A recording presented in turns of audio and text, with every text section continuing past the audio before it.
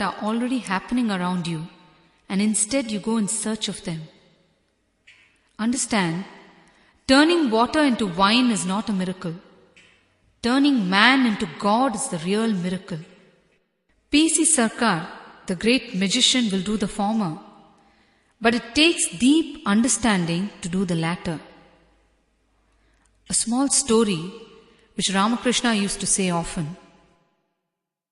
Two brothers lived together.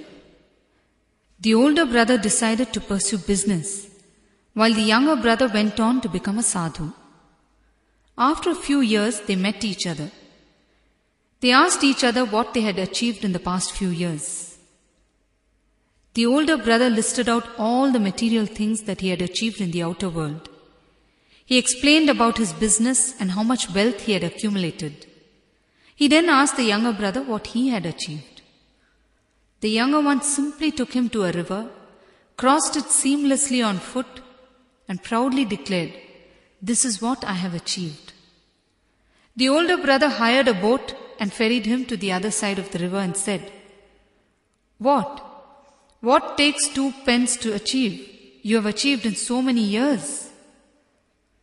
People think that if they can do miracles in the outer world, they have become spiritual and powerful. No.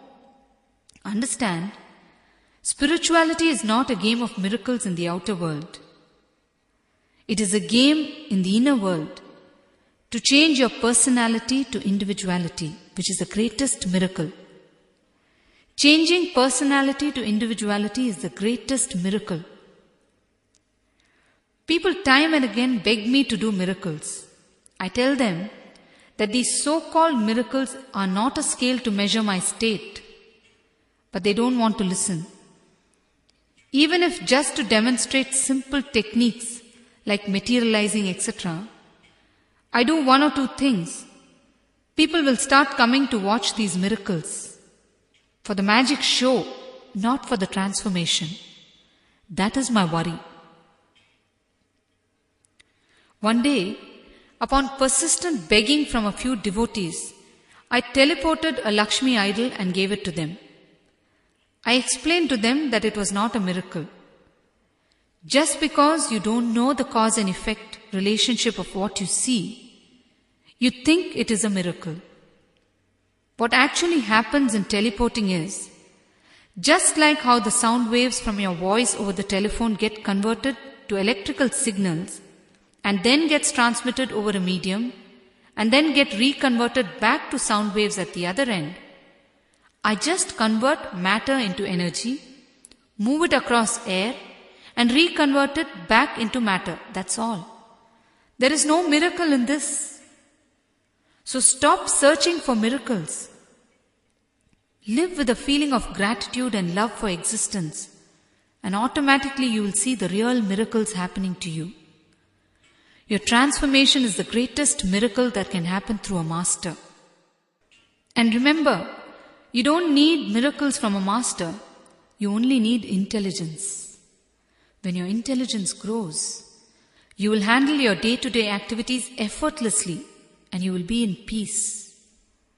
Right now, if you are, say, a manager, you have so many duties, is it not? You hire people, you supervise their performance, fix their salaries, etc. Are you able to do all these things without getting stressed? With intelligence, you'll be able to handle them without getting stressed. You'll be in peace. What you need is intelligence, not power. Remember that very clearly. When you understand and experience that existence is taking care, you will transform and move on to becoming an individual, liberated from all these kinds of delusions. We always place our faith on people, on astrologers, fortune tellers, planets, stars and whatnot. Never on existence, that is the very life source of the universe. In India, there is a thrilling tradition wherein people ask about their future to a parrot. On the pavements on the road, there will be a parrot in a cage with its owner beside it. The people who go by will stop and pay the owner some money and faithfully ask about their future. The owner will open out the cage and command the parrot to step out and pick up a paper from a row of stacked papers. The parrot will come out of the cage, pick up a paper with its beak and hold it out to the owner. The owner will read out what's written on it. That is the prediction of the person's future. A man with 6 senses asks a parrot with 4 senses to predict his future. How is it possible? I tell you, just leave all these foolish things and start falling in tune. Catch the central chord that is gratitude and move in tune with existence. When you watch masters, they appear to be so graceful, so miraculous and so divine. This is because they move in tune with existence. But you don't understand their state. You see only their status. When you understand their state, you will understand that they have simply merged with existence, and that is why they appear so blissful all the time. This is the state that you have to try to achieve. Instead, what do you say? Oh, he's a master. He's always in bliss. How will he know about my problems? I'm struggling here for my bread and butter, and he's asking me to be in gratitude all the time. I tell you, you can only see the rose petals at the master's feet. You only see his status and think that he knows nothing about your day-to-day matters. Remember, the respect he commands is due to his state, not his status. You have no idea of the struggle that has gone behind achieving that state. You talk of struggling for bread and butter. I tell you from my own experience. So many days of my wandering, I have gone without food. Of course, I never thought of it at that time as a shortcoming on the part of existence. I was so fervently in search of the truth that everything became meditation, including going without food. Barring a few charity houses, and in northern India, where sannyasis are given great respect, people always shun sannyasis. Sannyasis are always eyed with suspicion. You think that they have come to steal your property. I tell you, never shun them. Why don't you just give them a bowl of rice? That is enough for them. Never be miserly when it comes to giving people.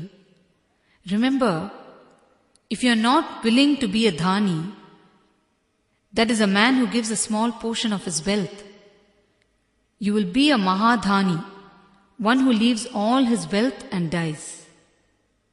Anyhow, please understand that I am talking from my own experience. Even in the deepest of troubles and struggle, if you function with unwavering faith and gratitude and use your inner intelligence in moving through them, you will see that you will emerge out of it successfully with only greater gratitude and intelligence. Even if you lose something very precious, just feel grateful for having enjoyed it for a while, that's all. When you become pure gratitude, you will not cry over anything lost. You will just enjoy it as long as it is there and then continue to feel grateful after it has gone also. A small story. A king used to go on his rounds at night in disguise in his own kingdom. Every night he would see a master sitting under a tree in a blissful state when the rest of the city was asleep. He felt a deep respect for the master and requested him one night to stay with him at the palace. The master said, "All right, I will come today itself. Tomorrow is never sure." The king was taken aback at this rather abrupt acceptance of the invitation, but he took him to the palace. In the palace, he gave the master the best of rooms and the best of food. The master enjoyed everything to the utmost. The king was observing him as he enjoyed all the material comforts. He did not believe that a real master would enjoy like this. His respect for the master was reducing day by day. He felt cheated. Finally, one day, the master told